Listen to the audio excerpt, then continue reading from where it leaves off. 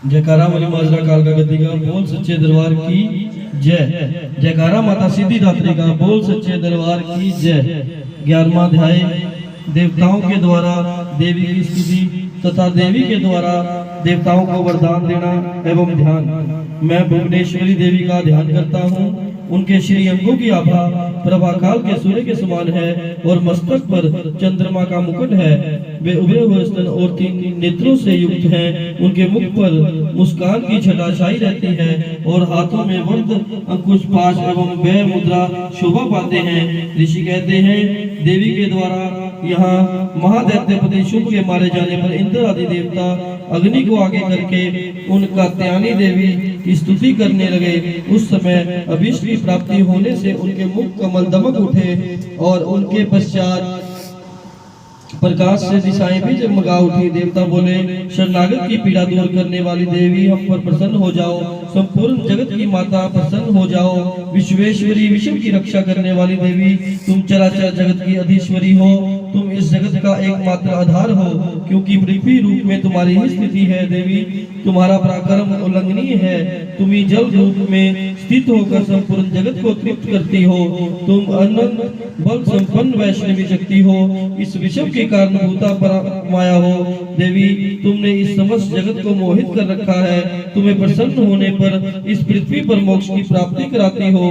देवी संपूर्ण विद्याएं तुम्हारे ही भिन्न भिन्न स्वरूप हैं। जगत में जितनी स्त्रियां हैं वे सब तुम्हारी ही मूर्तियां हैं। जगदम्बा एकमात्र तुमने ही इस विश्व को व्याप्त कर रखा है। तुम्हारी स्तुति क्या हो सकती है। तुम तो सत्वन करने पर योग्य पदार्थों से परे एवं परावाणी हो।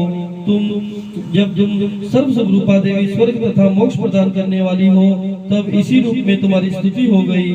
तुम्हारी स्तुति के लिए इससे अच्छी उक्तियां और क्या हो सकती हैं। बुद्धि रूप से सब लोगों के हृदय में विराजमान रहने वाली तथा स्वर्ग एवं मोक्ष को प्रदान करने वाली नारायणी देवी तुम्हें नमस्कार है। कला काष्ठा आदि रूप से क्रमश परिणाम अवस्था परिवर्तन की ओर ले जाने वाली विश्व का उपसंहार करने में समर्थ नारायणी तुम्हें नमस्कार है। नारायणी तुम सब प्रकार का मंगल प्रदान करने वाली हो। मंगलमयी हो, कल्याणदायिनी हो, शिवा हो, सब पुरुषार्थों को सिद्ध करने वाली शरणागत वत्सला 3 नेत्रों वाली एवं गौरी हो। तुम्हें नमस्कार है। तुम सृष्टि पालन और संहार की शक्तिभूता सनातनी देवी गुणों का आधार तथा स्वर्ण गुणमयी और नारायणी तुम्हें नमस्कार है। शरण में आए हुए दोनों एवं पीड़ितों की रक्षा में संलग्न रहने वाली तथा सबकी पीड़ा दूर करने वाली नारायणी देवी तुम्हें नमस्कार है। नारायणी तुम ब्रह्माणी का रूप धारण करके हंसों से जुटे हुए विमान पर बैठती तथा कुश मिश्रित जल छिड़कती रहती हो। तुम्हें नमस्कार है। माहेश्वरी रूप से त्रिशूल चंद्रमा एवं सर्प को धारण करने वाली तथा महान विष्णु की पीठ पर बैठने वाली नारायणी तुम्हें नमस्कार है। मोरों और मुर्गों से घिरे रहने वाली महाशक्ति धारण करने वाली कुमारी रूप धारण निष्पापे नारायणी तुम्हें नमस्कार है। शंख चक्र गदा और शंख धनुष रूप उत्तम आयुधों का धारण करने वाली वैष्णवी शक्ति रूपा नारायणी तुम प्रसन्न हो जाओ। तुम्हें नमस्कार है। हाथ में भयानक महाचक्र लिए हुए दाढ़ों पर धरती को उठाए हुए वाराही रूप धारणी कल्याणमयी नारायणी तुम्हें नमस्कार है। भयंकर नरसिंह रूप से दैत्यों के वध के लिए उद्योग करने वाली तथा त्रिभुवन की रक्षा में संलग्न रहने वाली नारायणी तुम्हें नमस्कार है। मस्तक पर करीब और हाथ में महावज्र धारण करने वाली सहस्त्र नेत्रों के कारण उदित दिखाई देने वाली वज्रासुर के प्राणों का अपहरण करने वाली इंद्र शक्ति रूपा नारायणी तुम्हें नमस्कार है। शिव दूती रूप से दैत्यों की महती सेवा का सहार करने वाली भयंकर रूप धारण करने वाली तथा विघ्न गर्जना करने वाली नारायणी तुम्हें नमस्कार है। दाढ़ों के कारण विकराल मुख वाली मुंड माला से विभूषित मुंड मर्दनी चामुंडा नारायणी तुम्हें नमस्कार है।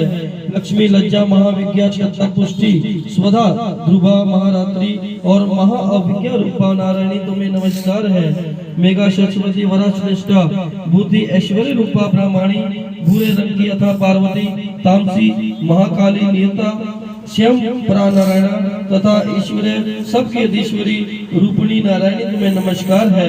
सर्वस्वरूपा सर्वेश्वरी तथा सब प्रकार की शक्तियों से संपन्न दिव्य शिव रूपा दुर्गा देवी सब भयों से हमारी रक्षा करो। तुम्हें नमस्कार है। कत्याणी, यह 3 लोचनों से विभूषित तुम्हारा सौम्य मुख सब प्रकार से भयों से हमारी रक्षा करे, तुम्हें नमस्कार है। भद्रकाली, ज्वालाओं के कारण विकराल प्रतीत होने वाले अत्यंत भयंकर और समस्त असुरों का संहार करने वाला तुम्हारा त्रिशूल भय से हमें बचाए, तुम्हें नमस्कार है। देवी, जो अपनी ध्वनि से संपूर्ण जगत को व्याप्त करके दैत्यों के तेज को नष्ट किए देता है, वह तुम्हारा घंटा हम लोगों की पापों से उसी प्रकार रक्षा करे जैसे माता अपने पुत्रों की बुरे कर्मों से रक्षा करती है। चंडिके, तुम्हारे हाथ में सुशोभित खड्ग जो असुरों के रक्त और चर्बी से चर्चित है, वह हमारा मंगल करे, हम तुम्हें नमस्कार करते हैं। देवी, तुम हम पर प्रसन्न हो जाओ और सब रोगों को नष्ट कर दो और कुपित होने पर मनोवांछित सभी कामनाओं का नाश कर देती हो।